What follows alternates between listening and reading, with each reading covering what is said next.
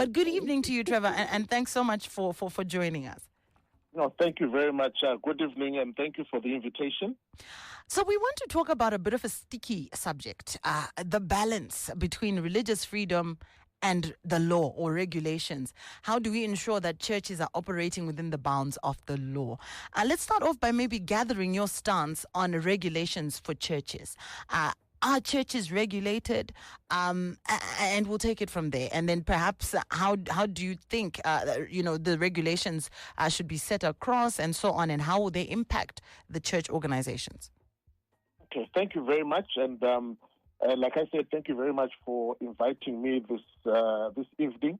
I think in terms of regulation, I would probably answer it in two parts. The first part is that currently in Zimbabwe, there is no law that regulates churches. But saying that there is no law that regulates churches does not mean that there is no regulation in terms of churches. So what I mean by this is that whilst there may not be a law that is in place that speaks into the regulation of churches, I believe there are certain means within the churches themselves that allow some sort of regulation to take place, number one.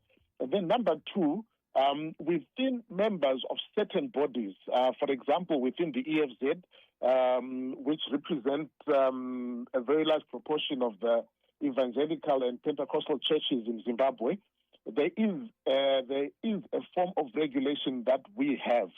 The only difference is that it's not a legally binding regulation. Your question was, what is our stance on regulations for churches? I think it's very important, and so that is why one of the things that we have a document that's called a Code of Conduct and Ethics, which every member of the Evangelical Fellowship of Zimbabwe ascribes to and they sign to when they become members.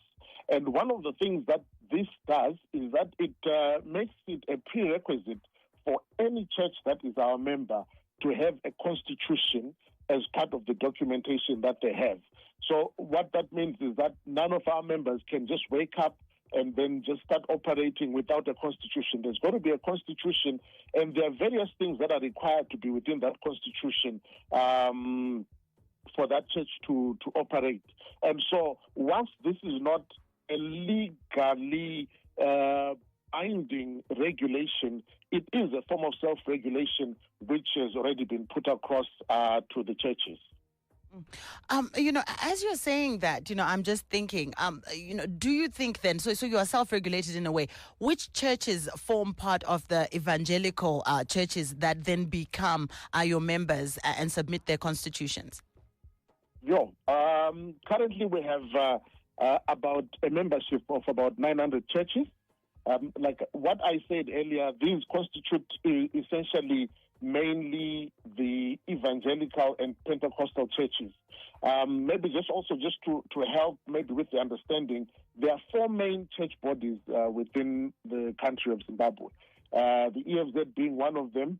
The other one is the Zimbabwe Catholic Bishops' Conference, which is for the Catholics. We have the Zimbabwe Council of Churches, which primarily deals with the mainline churches. And then we also have Judas Caesar. Judas Caesar deals with our indigenous and what we sometimes call the white garment churches. The apostolic. So those are the four bodies that we have, yes. Okay, we can call them apostolic churches as well, I believe is an acceptable term. Okay, so what is your stance then on government or state regulation for churches? Okay, I think where we are not in a place where it may be necessary for the government to regulate churches. I think what we may look, having said government not regulating churches, but it doesn't mean that there would not be a relationship with government. And one of the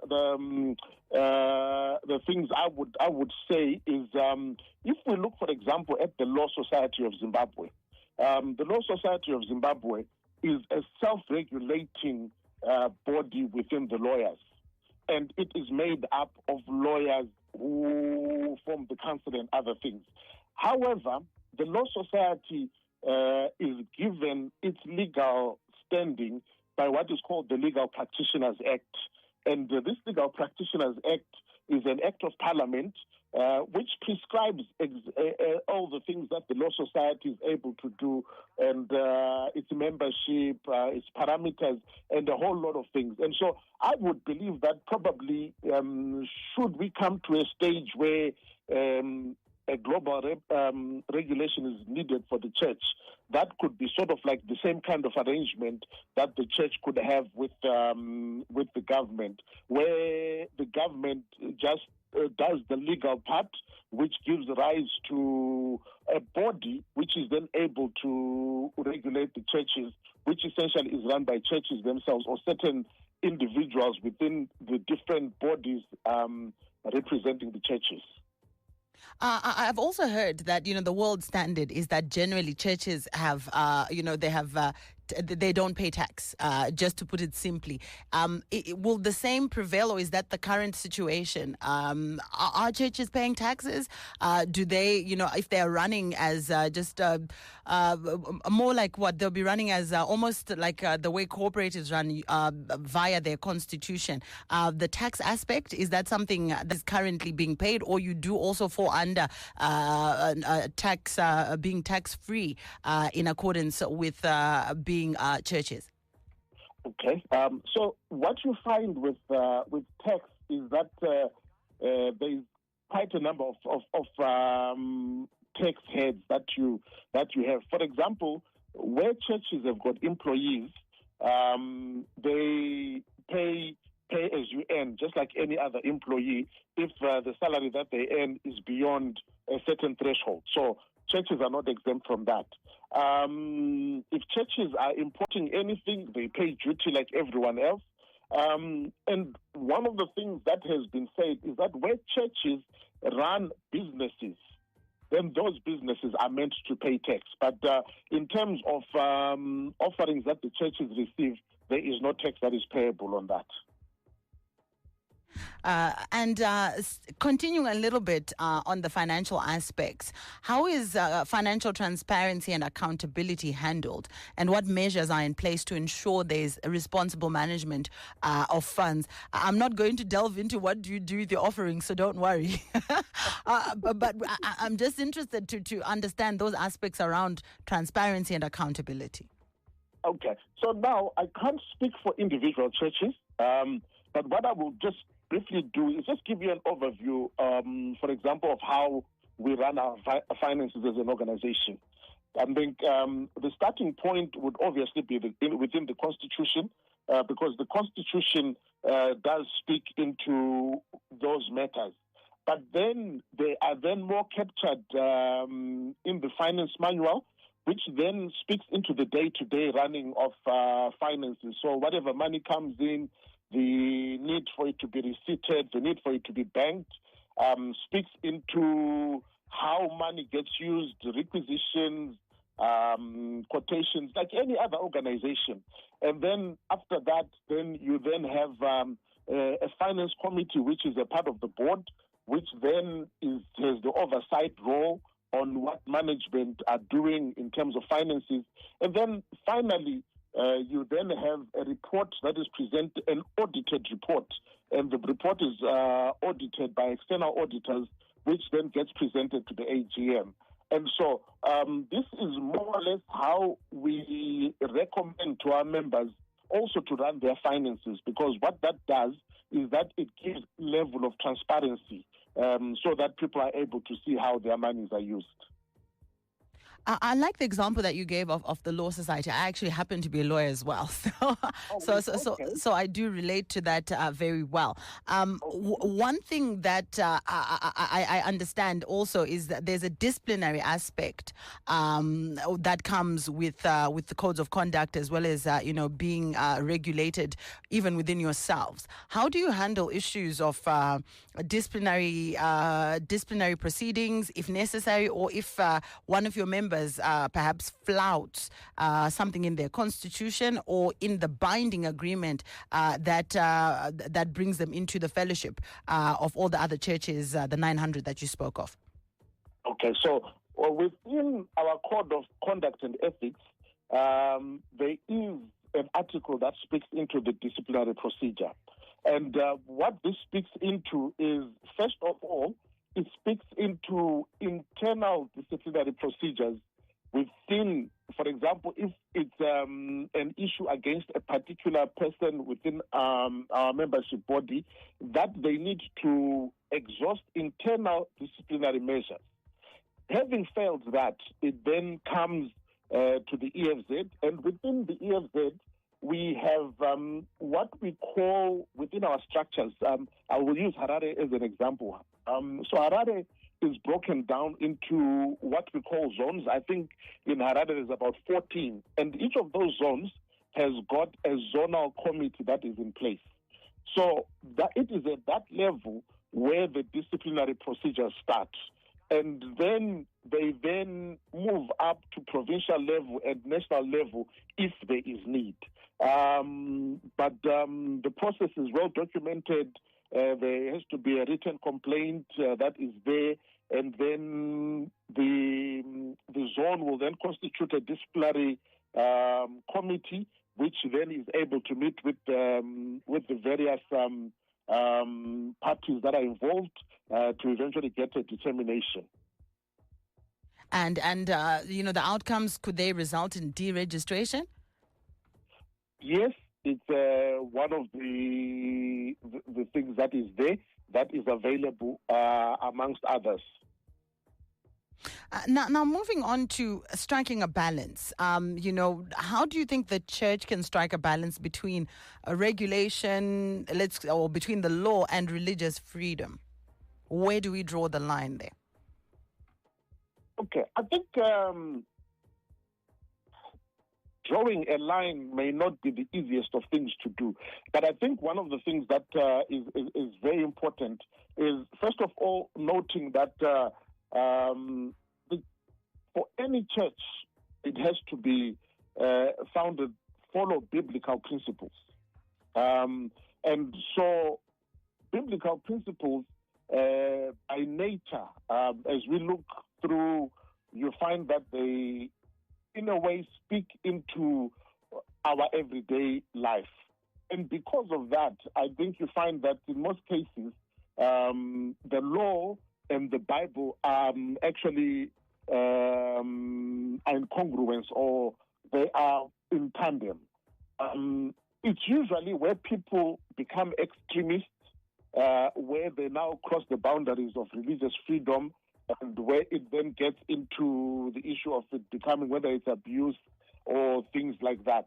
But you find that it's only when people have crossed the law or they've gone too far, usually that's when you get to that. You did talk about, that alignment or congruency between the Bible and the law. Teachings and doctrine are a very big part of that. How are you ensuring that the teachings and doctrines within the Bible are aligning with societal values? Sometimes we hear, even men of God, in quotes, or men of God, promoting harm or hate speech to other parts of society. Are you looking into this? Do you act when when things like this come to your attention or into your purview? Okay. So one of the things that we find, first of all, in the Bible, is that in the Bible, even where certain things were not agreed with, it was never an attack on the person. The teaching would teach in terms of why something is wrong, rather than attacking the person. And so this is what we also encourage, to say, you know what, in our teachings, let's teach what the Bible says.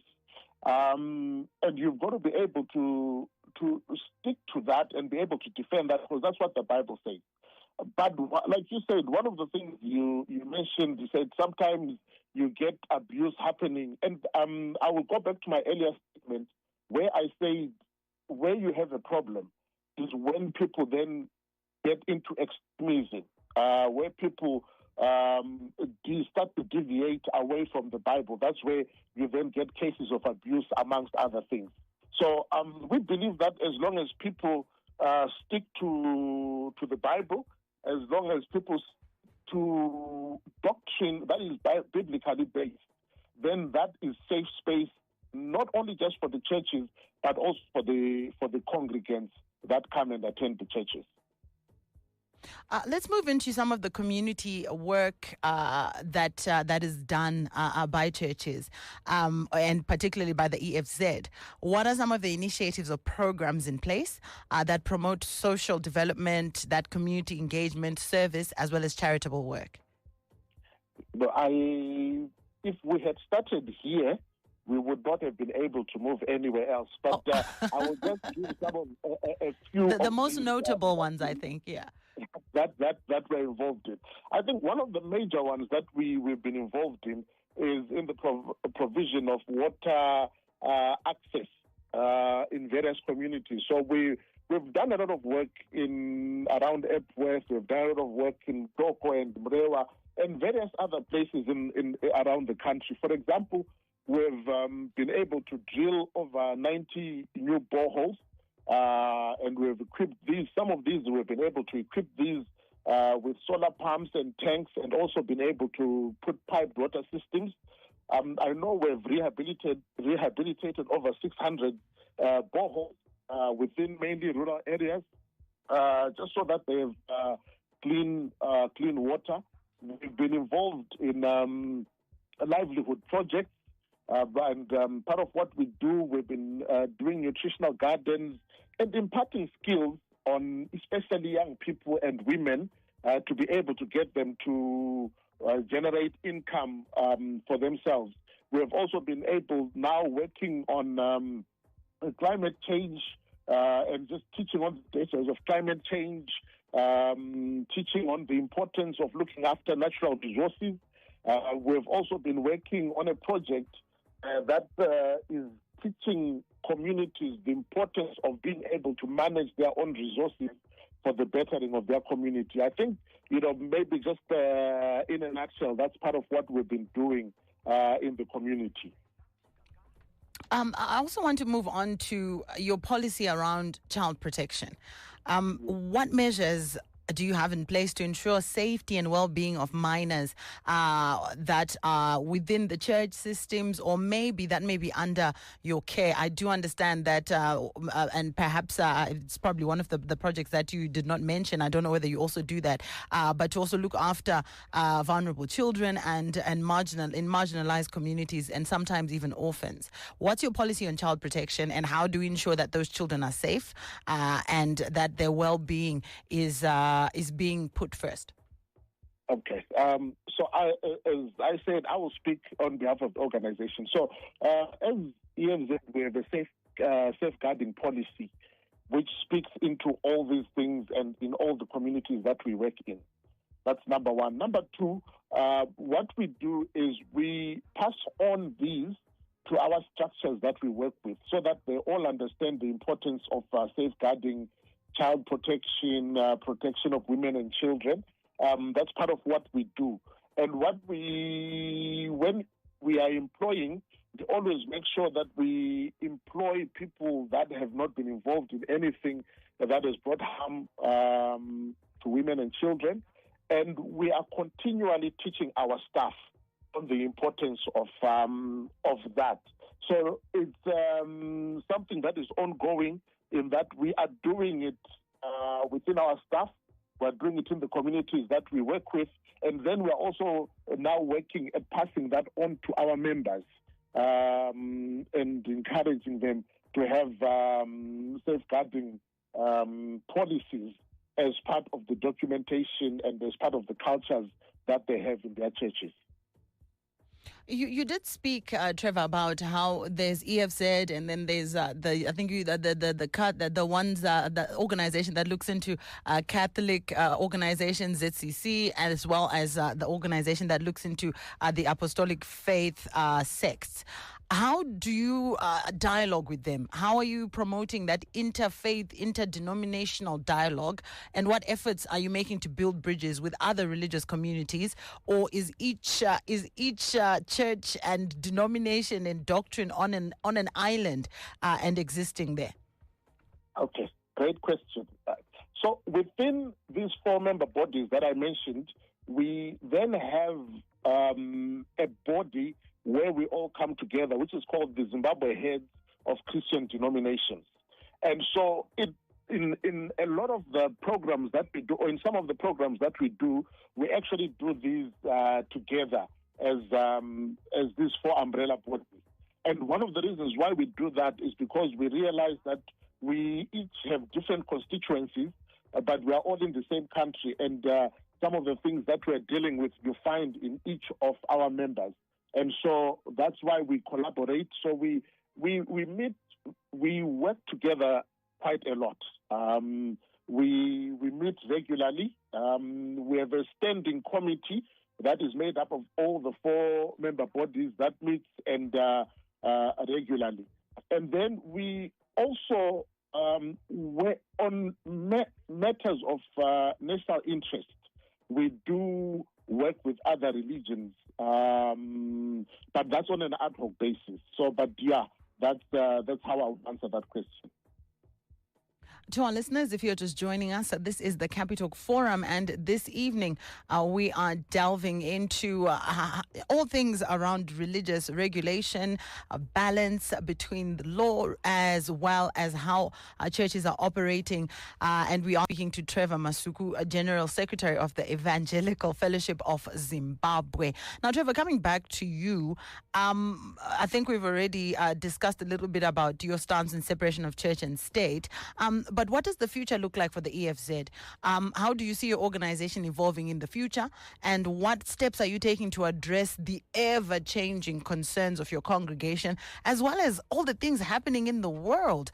There's so much with the internet and so forth. How are you bringing it all together and ensuring that your organization evolves and keeps with the times?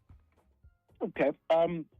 There's a number of things that are happening. I think the first one is the fact that as an organization, we've taken a deliberate stance to include the youth within everything that we do.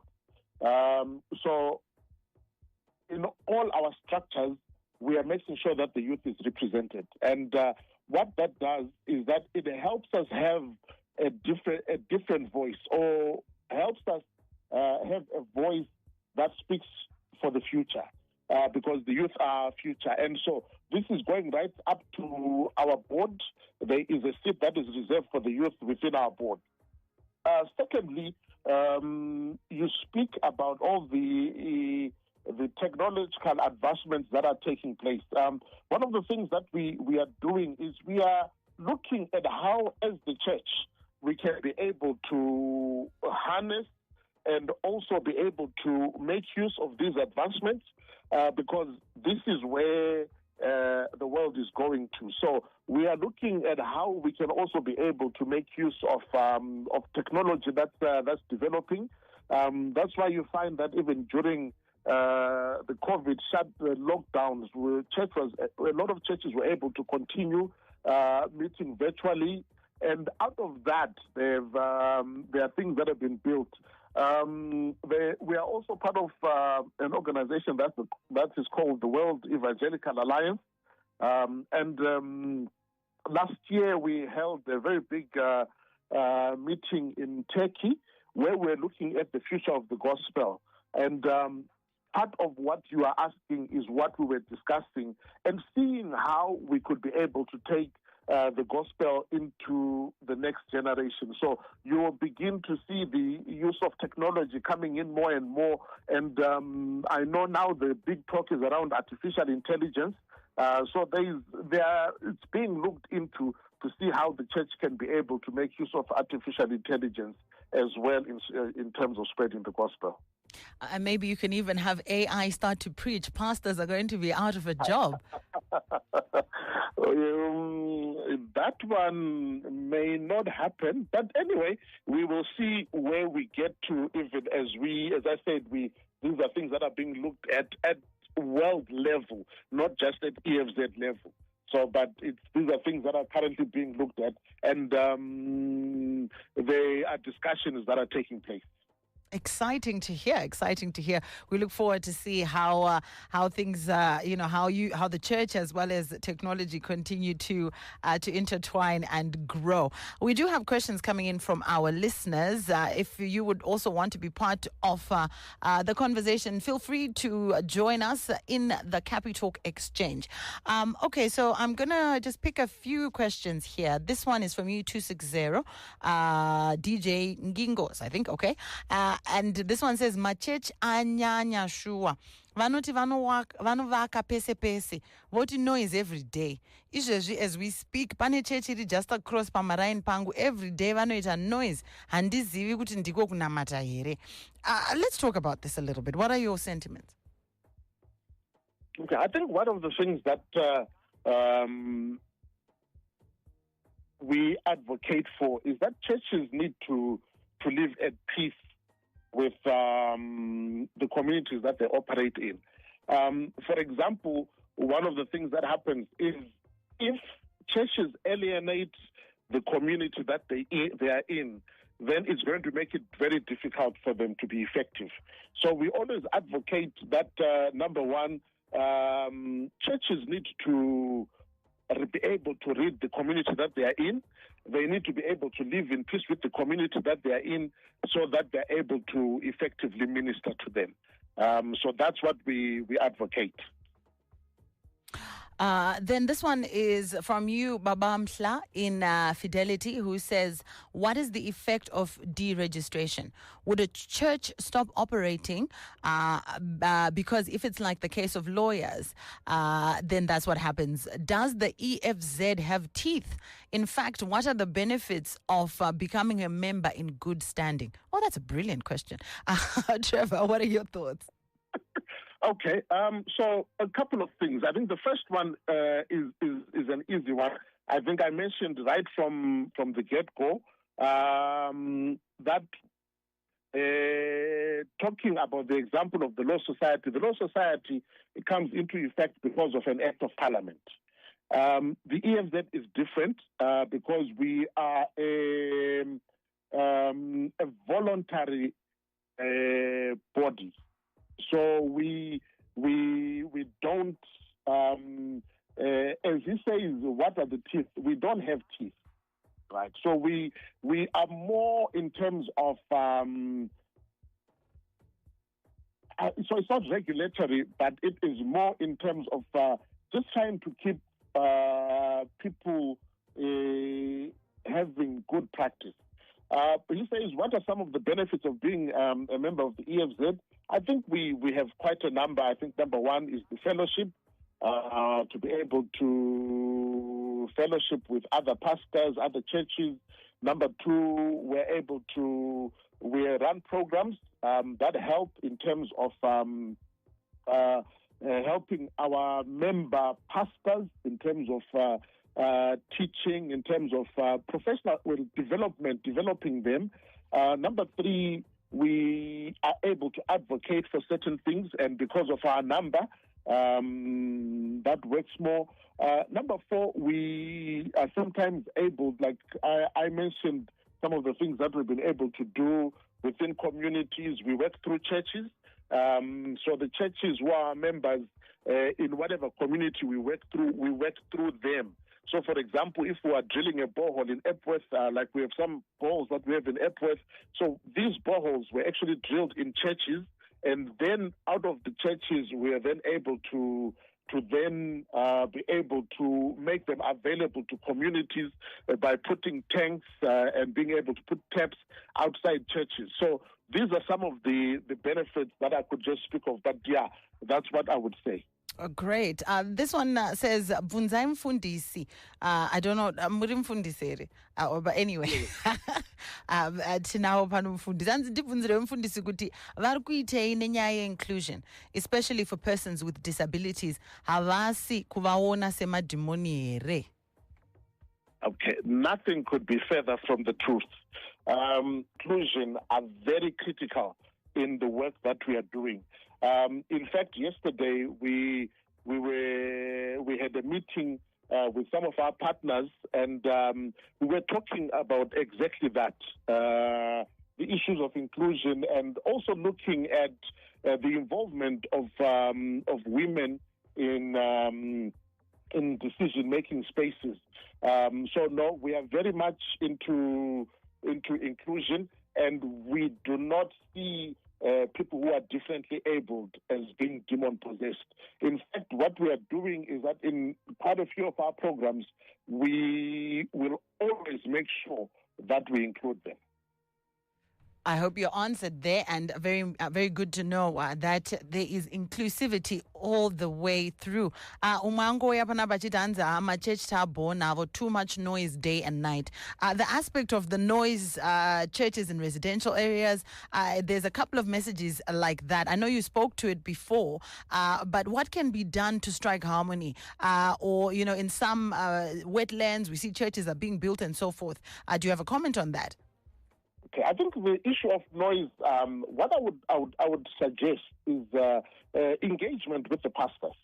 I think that probably would be the first step, to engage and be able to reach an agreement to say, you know what, it's a school day, children need to study, they need to go to bed early, and be able to talk and discuss. Because I don't think it is the desire of churches to be able to alienate the communities that they work from. So that's what I would say. I think then the issue of building on wetlands, I think, again, that one is a function of the council that allocated the land to the churches. But I believe if that is the case, then that is wrong. Because we all know the importance of wetlands and what benefits they have. But having said that, I think it's not necessarily just only a church problem, because I think there's also a lot of other structures that have been built on wetlands, and so it needs to be looked at holistically. To say we need to deal with land that's allocated to whether it's churches, people, businesses, for them to build on wetlands, and that is wrong. And then this one is just a quip, very funny. In fact, they say AI ministries are coming soon, loading. Yeah, very funny indeed. Indeed it is. We've come to the end of the conversation, and I really want to thank you for being on the program. Your parting shot or closing reflections before we let you go. Okay, thank you very much. I think, like I said earlier, thank you for the opportunity. And I'd like to say, the topic was mainly looking at regulation. I think self-regulation is always the best regulation. And so we will continue to conscientize our members on the importance of self-regulation so that they can be run professionally and they can be run well. So thank you very much for your time, and look forward to engaging in the future. Thank you so much. Be blessed. Thank you. Thank you. God bless.